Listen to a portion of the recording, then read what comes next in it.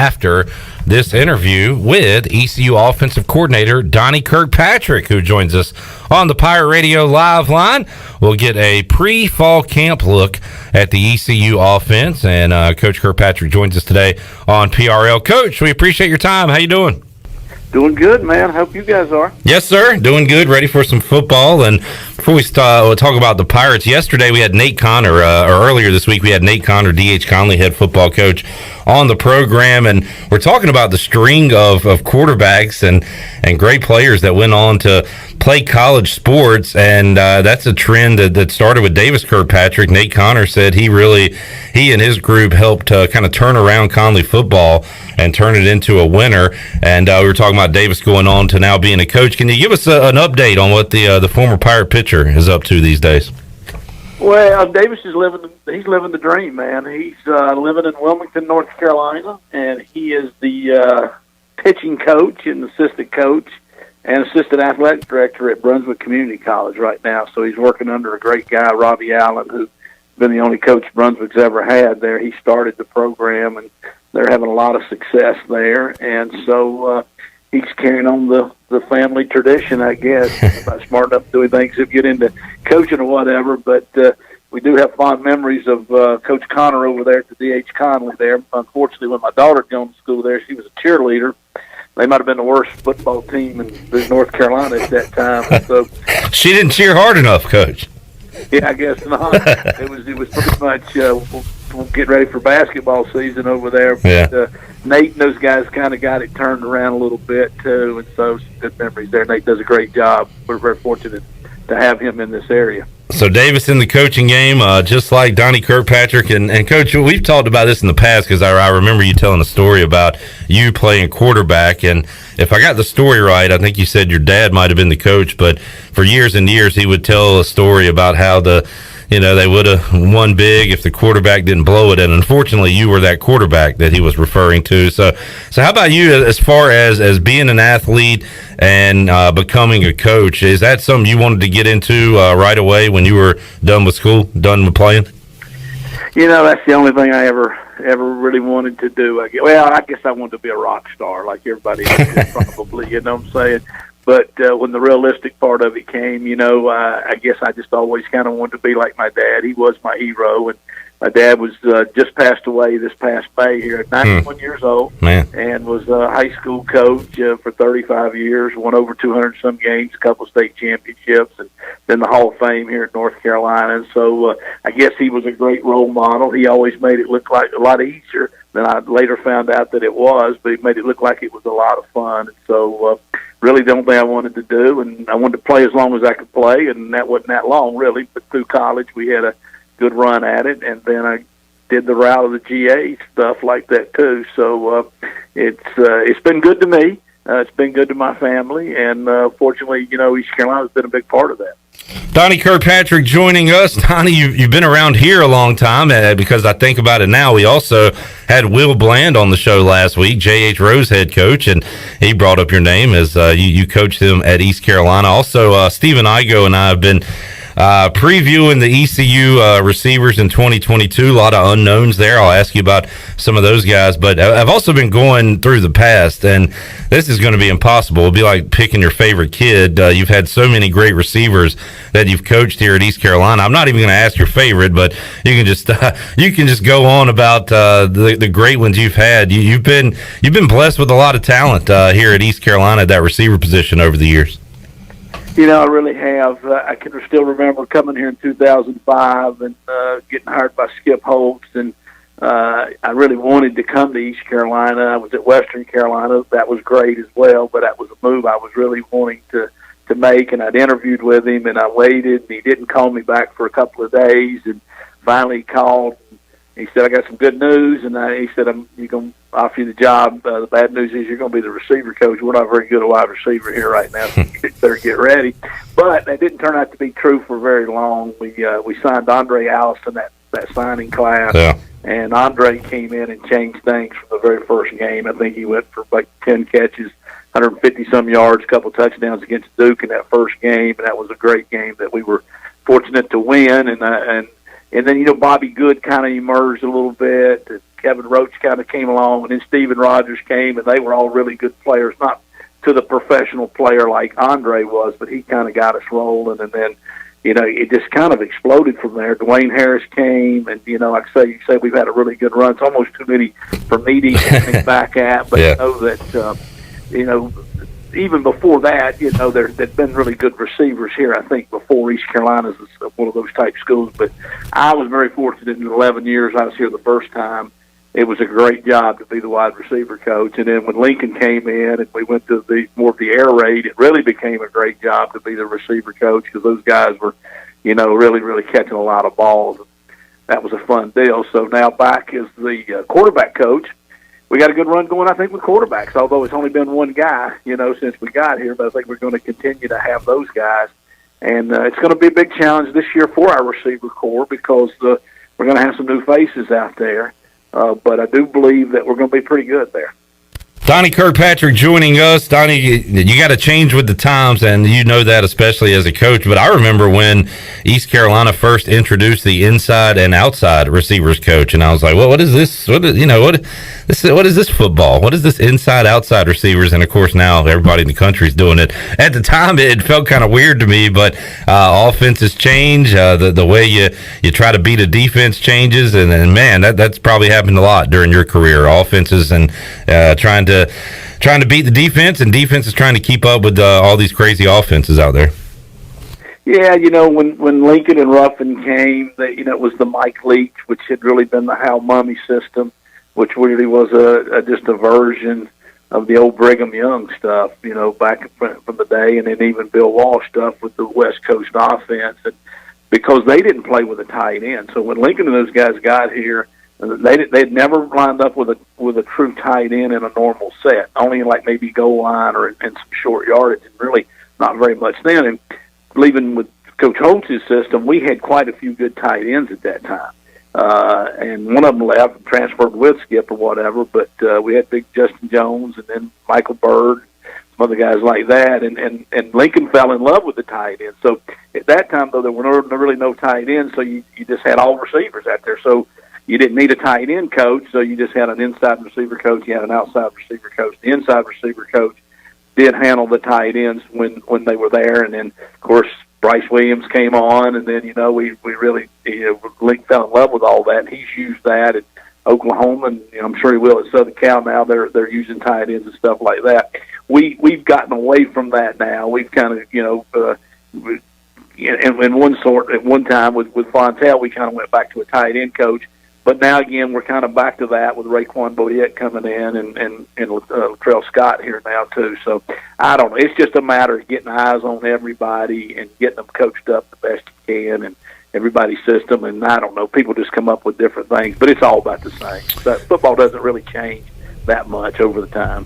Donnie Kirkpatrick joining us. Donnie, it's a rare year where going into the year, there's a tight end that you almost feel better about any of the receivers when you look at East Carolina, because Ryan Jones really came on last year, and he is the team's leading receiver as far as returners for East Carolina, with Tyler Snead, Audio Matosho no longer on the roster. And talk about, a guy like Bryce Williams, who you would use on the line, but also split him out wide in the slot, and boy, you can do a lot of different things with Ryan Jones. He went from a guy that, all right, we're excited about, to a guy that, hey, we're counting on this guy. He's a major weapon, and I'm excited to see what he can do this season. Well, I think Ryan was a great get for us. He transferred from Oklahoma, where we obviously had good friends out there that were able to tell us it was a young man that had a great ability. They played him on defense, even though he'd been more of a high school receiver guy. And just kind of wanted to get back to this part of the world a little bit, so we were fortunate to get him. We had to wait a year or so on him to get here, but he's really paying off. He did really start to emerge, I thought, mid-season on last year. He really became a good go-to guy, and he just has an unusual amount of athletic ability in that he can play as a tight end. He can play as a wide receiver. He could play as a running back. We ran him on a couple of little runs, on those jet sweeps last year. And funny enough, we were out with some workouts the other day, and the punters were out there, and Ryan jumped out. I'm not sure he's not our best punt returner guy. He doesn't catch punts like a natural guy, So we're like, I'm not sure there's anything he can't do if he puts his mind to it. So his big challenge is staying healthy, though. He has had some injury, in the past. We just got to keep him healthy, and we're going to move him around to where, defenses don't know where he's at, don't know how to double team him, and he can surely be a weapon. So a lot of our success throwing the ball this year as well as running the ball will be based on how Ryan Jones plays, and we're expecting that to be pretty good. Donnie Kirkpatrick joining us. Donnie, some new weapons at wide receiver. I want to ask you about Isaiah Winstead, Jared Gardner, and, it's not just about coming in and putting them in a game and then performing. There's also an acclimation process. You got to fit in the locker room and all that. And I think about DJ Ford on the defensive side of the ball last year. We got a chance to know him here at Pirate Radio and, of course, know him on the field as well as a ECU safety. But he was such a mature young man. And I remember very early on Mike Houston saying, DJ Ford, we brought him in, but it feels like he's been here for years. He fit in with everybody, kind of became a early leader, according to Mike Houston last year when he came in for 1 year. So you kind of have to worry about that part of it, and also can they get it on the field. How about the acclimation process for those two guys and other new offensive players you got? How has that gone this offseason? I think it's gone very similar to the way it did with DJ as they came in, and we knew of his talent level because Coach Scott actually had signed him at Norfolk State, and then he had moved on and went to Toledo. And so we knew about his ability. Trell knew the actual speed. He knew the actual size and all those stuff. And the same thing with Garrett. We knew him because Raekwon Boyette knew him, the receiver coach from Duke. So we got them down here, though, and they made their visits. They did the normal recruiting type deal, which is important on both sides. It's important for them to get to know the players and get to know the coaches and get to know the school. But it's also an evaluation, or that final evaluation, because we bring our players in then after they've been here for a weekend and say, well, what do y'all think? What's it really like? Because everybody's going to put their best foot forward, in front of the guy that's recruiting them, or vice versa, too. Our players immediately, responded to them and liked them. Houghton had actually played, I think in the Shrine Bowl, with one. And so it's been a good fit. They both come in. They're both big targets. They both have good ability. They didn't have spring practice. That's, a little bit of a concern. So this summer's been very, very important for both of them. The summer workouts, not that they're not important for everybody, but I think even more for them to learn the system and then to get to go out there and execute it and throw and catch with our quarterbacks and, start to get that chemistry, get that timing down. And so we're counting on both of them big time this year. So I feel like, at receiver, we've got a lot of new faces, but we're not really like a bunch of freshmen because the portal obviously has been good to us. Donnie Kirkpatrick joining us. Donnie, any update on C.J. Johnson's status with the ECU football team at this moment? Yeah, CJ's had a very, very good summer. Is back on the team. Has worked very hard. Has had all good reviews the entire time, and is trending in a great way. He does have a little bit of an injury right now that will be taken care of, I think, by the time we start. So they're being a little bit careful with that. But it's had a great summer, and we're really excited about working him back into there. He's a young man that came in, and I don't know that you can ever say, well, you almost did too good too early, because you got to do good when you can do good. You can't turn down those opportunities. Maybe it came a little too easy, for him in the beginning, and then teams start to look for you, and, you don't always have that type of deal. And I don't know, there's that mythical sophomore slump, whatever it may be, and then he fought through some injuries last year. But if we can keep him healthy again, he seems to be physically and mentally in a very good place right now. So we're excited. That is good to hear. Donnie Kirkpatrick joining us. Donnie, you can draw up the best plays in the world and have the best ideas, but if you don't have an O-line, all that can kind of crumble pretty quickly. And that has been a process, I know, for Coach Houston and all you guys recruiting, trying to bring in offensive linemen, trying to bring in quality, but also quantity, depth. And it sounds like and looks like on paper you're starting to get there, especially in the depth department. Holton Ahlers joined us last week. He said he couldn't name a starting five right now, but he knows that there's a lot of guys that, and whoever is not starting is almost just as good as the starters.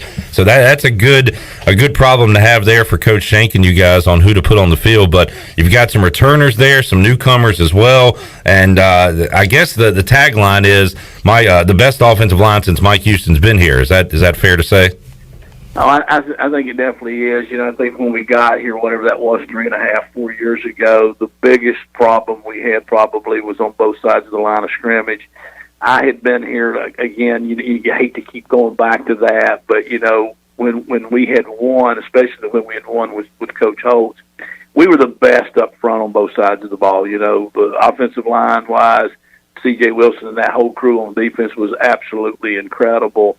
And the game is more open. It is more spread. It's a little more high scoring than it was decades ago or whatever. But the game is still won up front because your skilled people don't get a chance to do all that stuff if you don't block nobody. And if you're getting blocked, obviously you're not going to stop anybody too. So we've really totally rebuilt both sides of the line of scrimmage, I think. And I think it's taken this long though for us to get to the level of talent and, like you say, the depth, because you have to have both. We fought through more injuries here in the 3 seasons than I can ever imagine. And so hopefully we're in for a good streak here. But if we do have injury, which is obviously a part of this game, I do think we finally got the depth. And I think Holton's kind of right. I don't know that Coach Shankweiler could give you a definite who's going to roll out there the first 5 for that first game. He's got 8 or 9 possibilities for those 5 spots. And then he's got some other good possibilities for guys that are going to be strong second-team type players, which you also got to have. So we do have some returners, though. Avery Jones is coming back at center, and that was his first year moving to center. He did a really, really good job. I think he's got a good future there. It was an adjustment to then have to snap the ball and then go block instead of just fire off and go block. Year 2 should even make that an easier type thing for him, I think. Rashad Struthers has played a lot, so we're excited about him being back. Noah Henderson, when healthy, is as good as a lineman there is in the country, so that's a big thing. Hopefully he'll be now, got his strength back, got his stamina back, been injury-free now, for a while. Last year it was kind of a, is he going to practice this week? Is he not going to be able to practice this week? He's going to have to rest. Well, you're not ever going to play as good if you don't practice. Bailey Malkovic coming back, it'll be fun to see. He's big again, because Billy can be Big Bailey, he can be Small Bailey. Yeah. He's back to Big Bailey right now, which he's got to be. He has to work hard to stay that big, that thick. And, he's a big, tall guy. So anyhow, there's a lot of guys like that we're excited about coming back, but they've got some good new guys in here that are really going to push them. You mentioned Avery Jones. I believe Holton said this will be the first year he goes into the season with a center that he was familiar, the same center from the previous year. So back-to-back years with the same center, and it sounds like a little thing, but little things add up, right, Coach? I mean, that continuity on the O-line, these guys getting game reps together and playing for years together, that's important, and that's something that East Carolina has built here now with a lot of familiar faces, and of course you mentioned some new faces as well, but that continuity is a big deal when it comes to the O-line, right? Yeah, it really is. And, it's kind of like the quarterback throwing to the receiver, the center in the shotgun offense, which is what today's world is that's the first thing. I don't know if anybody realizes how important that is, the timing of the snap and the location, because if you snap it over here to the right or over here to the left, the quarterback's having to bend or reach up for it, it throws the entire timing of the running game out or any kind of play action or any kind of RPO out or throwing any type of a quick game, with that situation. And then just the cadence and then the idea of the defense, which the quarterback and the center work kind of hand in hand on identifying, what type of a defensive front are they in, because everybody's so multiple defensively now. They're 3 down, but they're 3-4, but then they're 3-3. Now everybody's got a 4 down out of that, and they don't have to sub. So it used to just be people would go nickel and dime in the secondary. Now people are doing so much with the front 7, different looks. So you have to identify the defenses differently. So you know how to do pass protection. You know how to get your blocking rules. And so the quarterback and the center have to work closely together. And when you don't have any consistency there, that doesn't go nearly as smooth. Donnie Kirkpatrick joining us. Just to hit on the running backs briefly, we've talked a lot, obviously, about Keaton Mitchell and Rajay Harris, and you can't say enough good things about those guys. But how about next up? I mean, it was amazing last year, Coach. You guys were able to split it nearly 50-50 with the touches with Harris and Mitchell, and credit to those guys, credit to the training staff, and to you coaches for them, playing a season healthy. A little luck is involved in that too. But you need more than two guys. You need 3 or 4. So who are those guys behind the dynamic duo when you look at Pop McKay or Camaro Edmonds or any of the newcomers at running back that you're excited about? They could see the field this season. Well, I think it is those guys. We brought Camaro Edmonds in, who transferred from another school here in the state. He's a local guy from Havelock, which everybody that would know anything about Eastern North Carolina knows what a great high school program Havelock has. And Avery Jones and the Shad Struthers, 2 starters for us, are from there as well, doing well. So we really hope that he will emerge as that third back, or that back that can come in and play if somebody gets banged up a little bit. Like say Martin Gunn and Pop McKay would be the other guy. So we were just working on some of the practice scripts and the practice plans for preseason camp early this morning, and we were going through and how many reps we're going to get, and we were saying with Coach Houston, we got to get a few more reps here that day because we got 3 other backs that need to show what they can do. So that's going to be a good battle for this third position. Like I say, got 2 good established guys. We'll try to have them ready. We're going to try not to overdo them in preseason camp, knowing that they can be ready to play because they've already got a lot of experience and a lot of carries. But those other 3 that you mentioned there are going to get a lot of work. And I don't know how it's going to fall out because they all have some unique skills, but somebody will emerge, I think, by the end of preseason camp. And finally, Coach, usually we start with quarterbacks, but we'll wrap it up here with the quarterback position, and Holton Naylor's back for another year. I don't know, what did you want him to work on the most this offseason, Coach, to make improvements for his game, not only as an individual, but for the entire offense? And, what has he done this offseason to make himself a better quarterback going into his final year?